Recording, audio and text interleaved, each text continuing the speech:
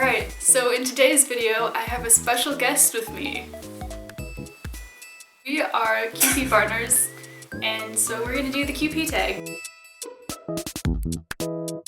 Question 1. Describe QPRs in a sentence or less. You can go first. I was gonna make you go first. In my opinion, queer platonic relationships are relationships that push the boundaries of what we have normalized to be platonic.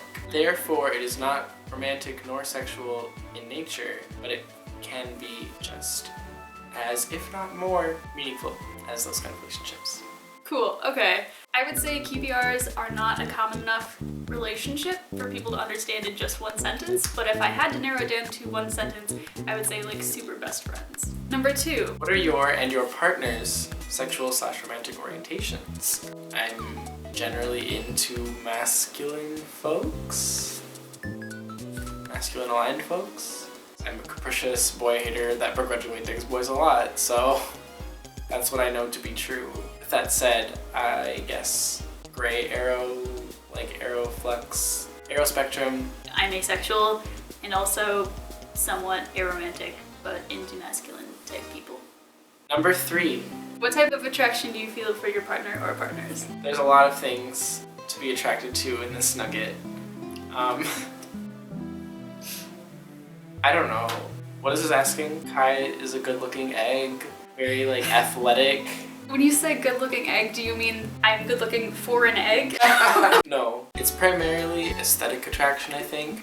But it is like other things. I think if there's something that like would look like a romantic attraction, it's that at the end of a long day, it's like good to know that I can like decompress and like find like safety in like talking to Kai and like know that there's someone that will like see me and see eye to eye and like all that stuff. Let's see, sensual.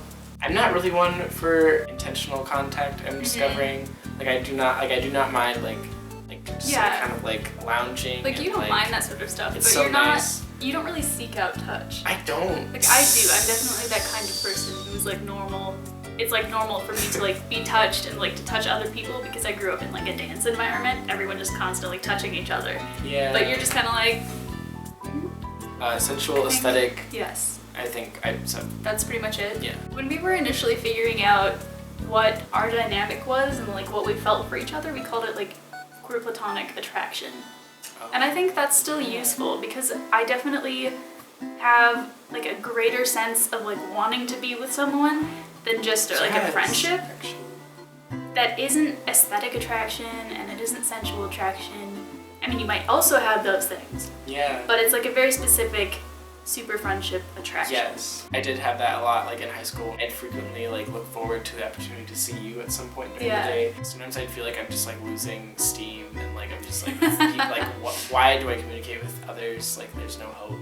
And then I'd come to Kai in like French or something and it'd be like, okay, finally. Like, all right, it's good. It's settled. Back on track. Yes. So I frequently relate to that, like just wanting to seek out somebody and be like, it's you, it happened, it's so good. I definitely feel that. Good. Yeah. So, yeah. I'm like not aesthetically attracted to you.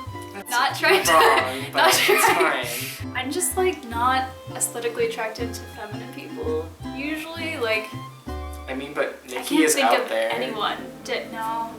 I don't know. Just I like mean, feminine stuff doesn't. Sometimes we're wrong, and it's okay. We have to still accept each other. Well, I like your aesthetics, so.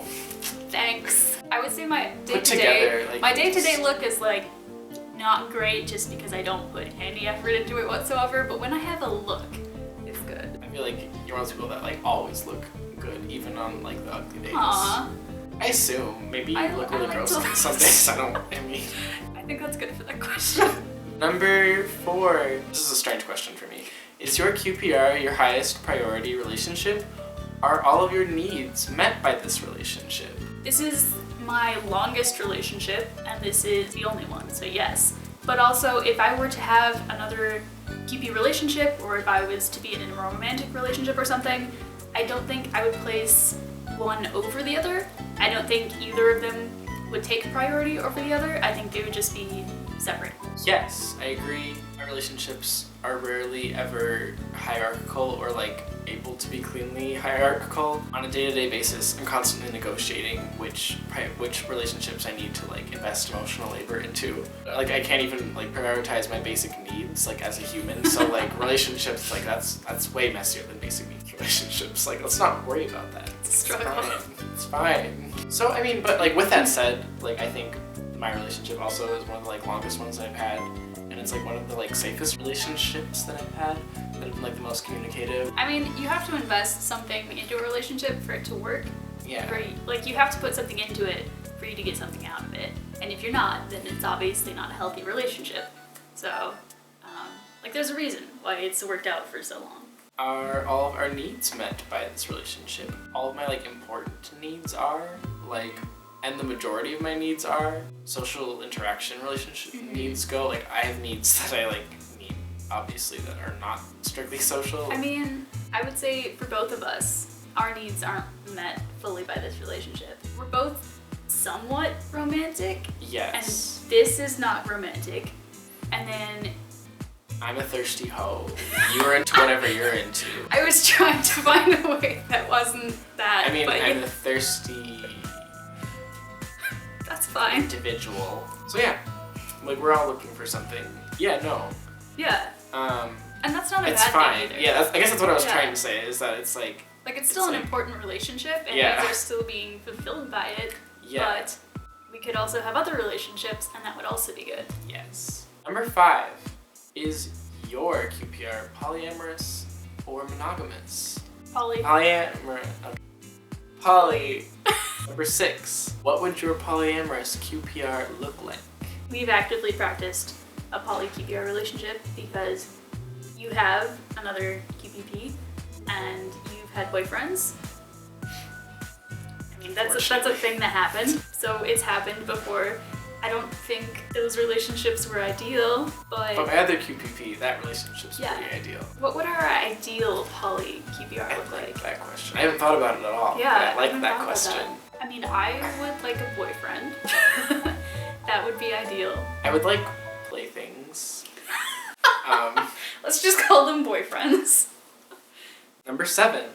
What would a long-term QPR look like? Would it involve marriage, kids, etc.? It could. It could. I guess we're what a long-term QPR looks like. Yeah. It's been a while now, which is like, what the heck? We're coming up on 5 years. Yeah, so we're pretty long-term as far as that goes. There are people that I like personally know of who did get married and do now actually have a kid. Some people do get married even if they're not romantic or sexual with each other, because marriage provides benefits, like financial benefits and like getting access to their hospital rooms, which is like critical if someone's like dying. I just totally stole that, like all of that from Kyle, like completely. I just can't talk sometimes. That's cool though, like it's fine. Some people also feel like marriage provides a social recognition of their relationship, but I don't think we would do that probably. Number 8. How did you initiate your QPR? Were you both aware of the existence of QPRs? No. Yeah, so I was the one to initiate our QPR. We had been friends for years, and we had basically been in a QPR. And it was very like externally visible as something that was everyone queer. else knew that we were like together, basically. People assumed that we were in a romantic relationship, which was incorrect. People assumed that we were very close friends and just kind of excluded other people, which happened, but not intentionally. Right. When I was researching asexuality and I realized I was asexual, I stumbled upon pre-platonic relationships. I was like, oh my goodness, I have a major squish on Mari. And I was just like so nervous. I couldn't deal with this and I wanted to bring it up, but I also didn't want to be like, I didn't want Mari to respond like, I don't like you that way, or like, I don't like you that much. So I was very nervous and I like sort of dropped hints and I like told you about QPRs and you're like, oh, that's cool.